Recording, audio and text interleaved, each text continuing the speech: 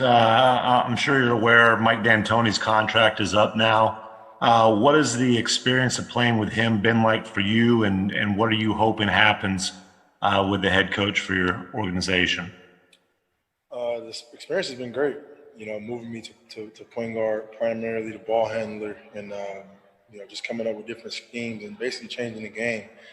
It's been an unbelievable experience. But tough season for us. Obviously, it didn't end like we wanted it to.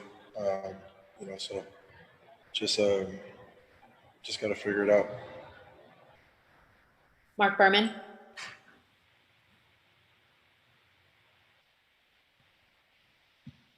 Mark Berman. We'll go with Kelly Eco. Yeah, I'm here. Can you hear me, Tracy? Am I here? Yes. Go ahead.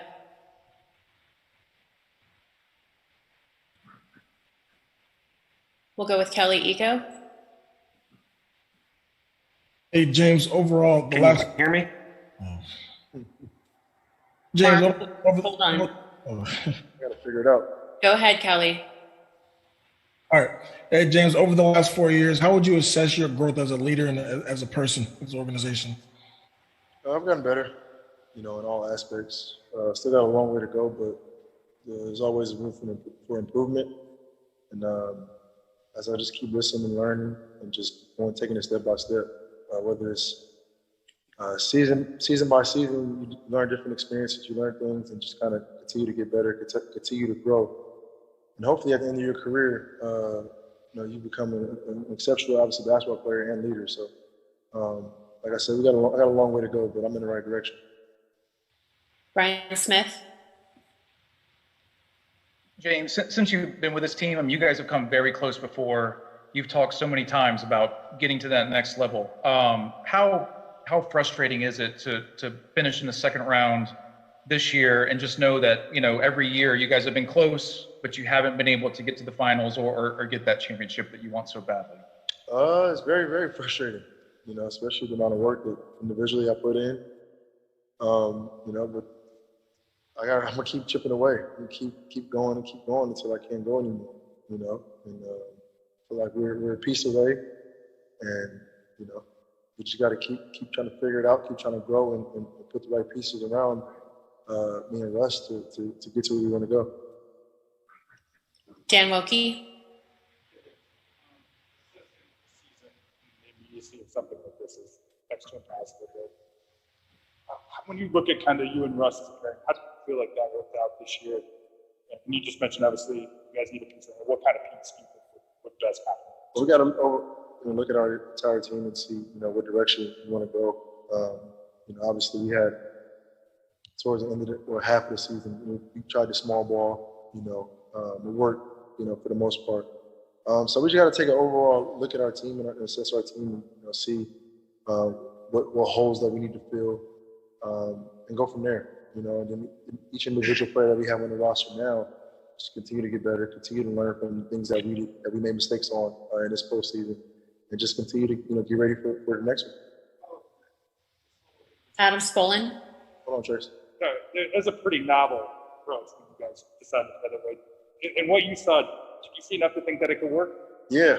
And even in the bubble, I think before these last few games, we were number one in defense. So it was the small things like the rebounding.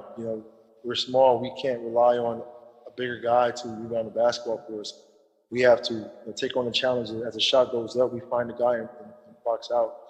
And we just weren't disciplined enough throughout times like in games, and that's why the Lakers went on runs.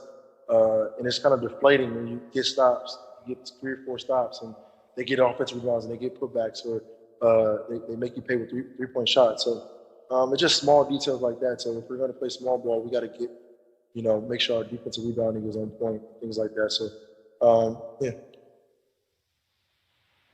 Adam Spolin.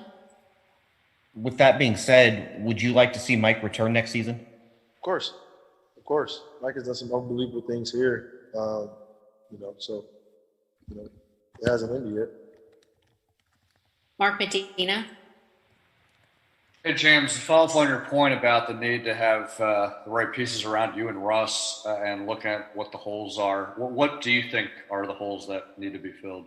We'll go back and assess and figure it out as a group. Kim Davis.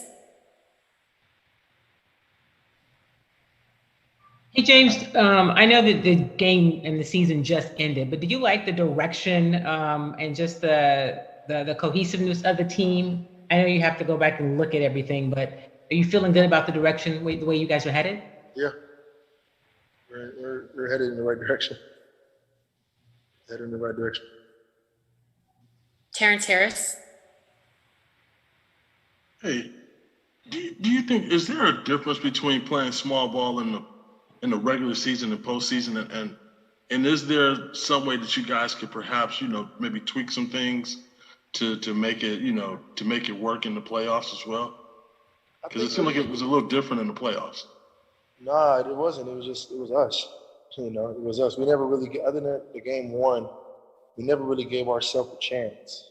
I feel like if we would have did the things that we talked about and we watched film on and we went over on walkthroughs, if we would have did those things at a high level like we've been doing previously and given ourselves a chance, then if they beat us, then that's you got to live with it. But I feel like we never really gave ourselves a chance, and that's talking about rebounding. That's talking about our switches. That's talking about offensively our movement and things that we're trying to attack on the offensive end that we never really got to consistently.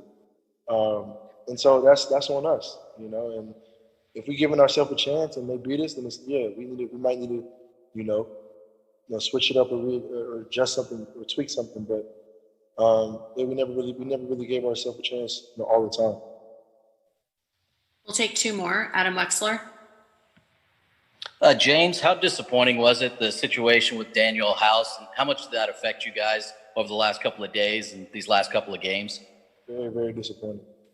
And it affected us. Obviously we still have to go out there and play a basketball game, play a series, but it affected us because, he obviously, just the distraction, and he was a huge, part of our rotation. But, we still had to go out there and compete and try to get games, try to win games. Last one, Kevin O'Connor. James, early on in Houston, when you were with OKC, you were one of the league's best and most dynamic scorers off ball, using screens, handoffs, cutting. I'm curious, in addition to your elite play with the ball, in the future, is playing off ball an area of your offense you'd like to see revived? Yeah, I can. Any position that a coach wants me on the floor, I'm able to do it. I can go do it, or I can learn how to do it. I'm at the point in my career where there's nothing I haven't really seen or I'm not really able to do. And if I'm not good or great at it, then I can work on it and try to be great at it. So to answer your question, yes, I'm willing to do whatever it takes, especially to win. Thank you, James.